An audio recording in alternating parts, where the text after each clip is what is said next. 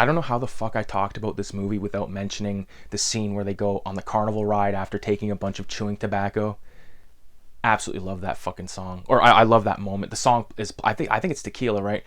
Great fucking moment. What's going on, everybody? It's Ricky with Video Homicide. Welcome back to another movie recommendation slash review. Today we're gonna go back to the year 1993 to take a look at a childhood classic directed by David Mickey Evans. We're talking about The Sandlot. Yes, Smalls, Benny the Jet Rodriguez, Hamilton, Porter, De Nunez, Tommy and Timmy fucking Timmons, Bertram, like all these guys seemed so much older when I was a kid. You know, this movie came out in 93. I was born in 92, but I don't remember life before Sandlot. And the other night, me and my wife, we watched The Big Green, which was a movie that was around back then for us, but me and my cousin, we didn't own that shit, but we owned Sandlot. Right, so I remember the previews of The Big Green. They had Hamilton, the Babe Porter from the squad of the Sandlotters, and now he's playing soccer.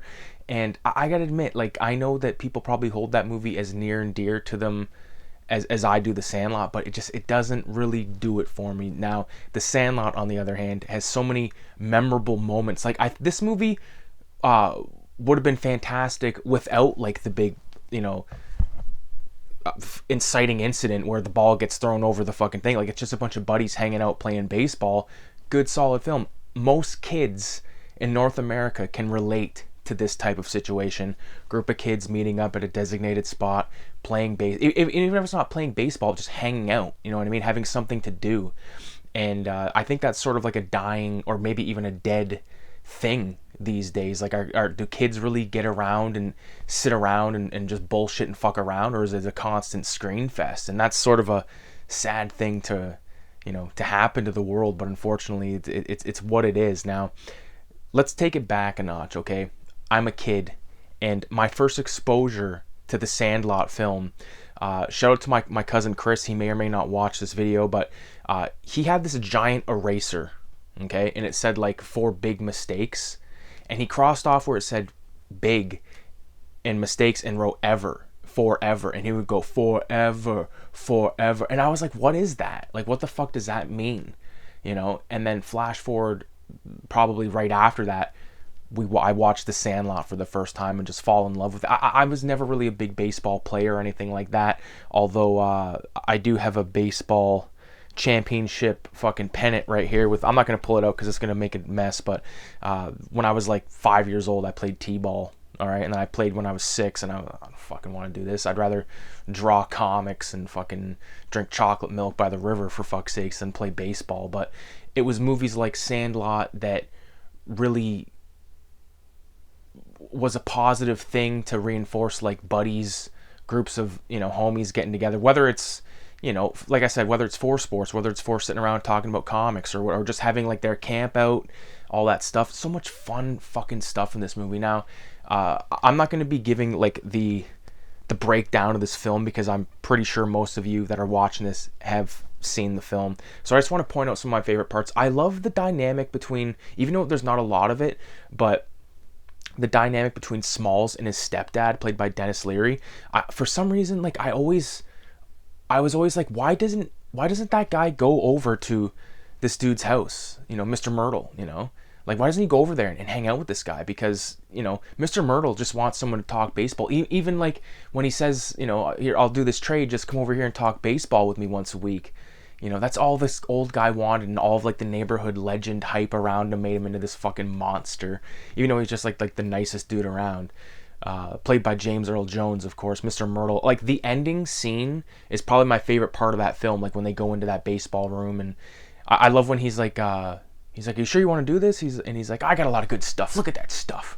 And it's so cool, man. And I think that the reason I like that so much is because there's something about, like, when you're obsessed with, it'd be like the same as if there was a guy, like some old fucking blind dude that had a bunch of like underground comics from the 70s, or like had like a fucking wealth of knowledge about the stuff, and I was always sort of like, that is such a cool thing, because it's before like the age of the internet and stuff. Like, how did you learn about sort of legendary ball games and different things like this? It was through word of mouth, you know. It's through people like Mr. Myrtle.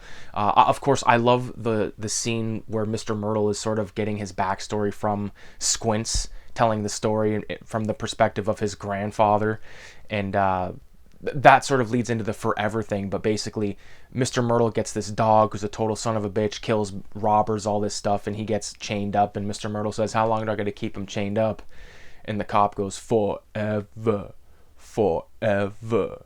And like, I can specifically remember my cousin Chris like saying to me, "Forever," with this big fucking eraser, and just being like, "You're fucked." You know, little did I know it's one of like, I don't use it a lot, but it's one of the lines from movies that's really ingrained in my head. Now, another part of this movie that I already mentioned, the camp out, okay? S'more stuff, You're Killing Me Smalls, all that stuff. Like, how fucking awesome would it be to have a treehouse like that? Like, not only do they have a treehouse, they have a treehouse that's big enough for 9 people, you know, maybe 3 adults, but like 9 kids to just fuck around. You know, if this was like 10 years later, like they'd all be up there like smoking joints and like not giving a fuck about baseball. They'd be like reading a fucking porno mags, all sharing like a king can of fucking, you know, discount booze, malt liquor. Fuck. But I love that, man. Like that's how everyone I know knew how to make a s'more, was because of that. I thought s'mores were invented in Sandlot, for fuck's sakes. Now, when Smalls first sort of, you know, tries to get involved with the group of kids, and he's got like that ridiculous fucked up fisherman's hat, and he's got like a shitty plastic glove he got from his aunt for Christmas, and it just gets destroyed right away, and you know, he gets the black eye, all that stuff. Or he actually ends up getting a black eye through fucking Dennis Leary. You know, I think he started to not give a fuck and nailed him in the eye, and you gotta watch out for that curveball. Like, memorable movie, you know. It's not like this is one of my favorite movies from my childhood, but it's not one of my favorite movies now. It's just a movie that I like to revisit every couple of years, and I think, you know, I think a lot of people do that. I think it's sort of a 4th of July movie for a lot of people in the States, and for me, it's a summer movie. I look at it as like a summertime film. Obviously, the scene where they go to the pool, Wendy Peppercorn gets fucking assaulted by Squints. You know, and that's why these kids felt so much older, because he even says a line there where he's like, "I've been coming to this pool every summer in my adult life," and like they just seemed so much older. You know, I thought like Ham Porter was like fucking 30, you know, and like Benny always seemed way older than the rest of them, but like he seemed like he was like 20 when I was a kid. I remember thinking like, fuck, what, he's going to public school with all these jerk offs, man. He should be in the fucking AAA college team right now. But anyways, man, again, this is not the type of movie that is obviously an exploitation horror film, but in order to like sort of know me as a film fanatic, you got to know some of these deep cuts. You know, that's why I've been doing some sort of different types of movies, your Jay and Silent Bob's, this sort of non-horror, non-exploitation movies, because they do mean a lot to me, and I do want to talk about them. So if anybody has any recommendations that are in the line of Sandlot, not Sandlot 2, that was god awful. I fucking hate that movie. The kid that plays Smalls in that movie, the kid that plays Smalls, like little brother in the second Sandlot, he's obsessed with like building rockets and stuff. So if I ever seen that kid, like this is a joke, but if I ever seen that kid, I'd put him in one of his rockets that he's constructed and fucking ship him off to Mars, because that's how much I hated that kid. And the kid that was Thurman Merman from Like Mike, or from, excuse me, Bad Santa, he was also in Like Mike 2. And my brother famously made a joke that there was a photo of that kid, Thurman Merman, the fucking fat kid from Bad Santa. "I'll make you sandwiches." He showed my fucking wife a photo of that guy and said it was me, and she believed it for years.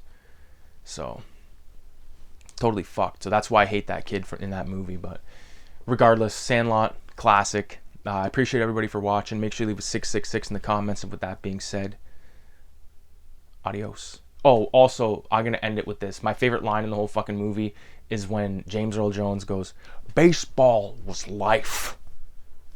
And that's what fucking Small says about Benny. He's like, you know, to Benjamin the Jet Rodriguez, baseball was life. "I'm the great Bambino."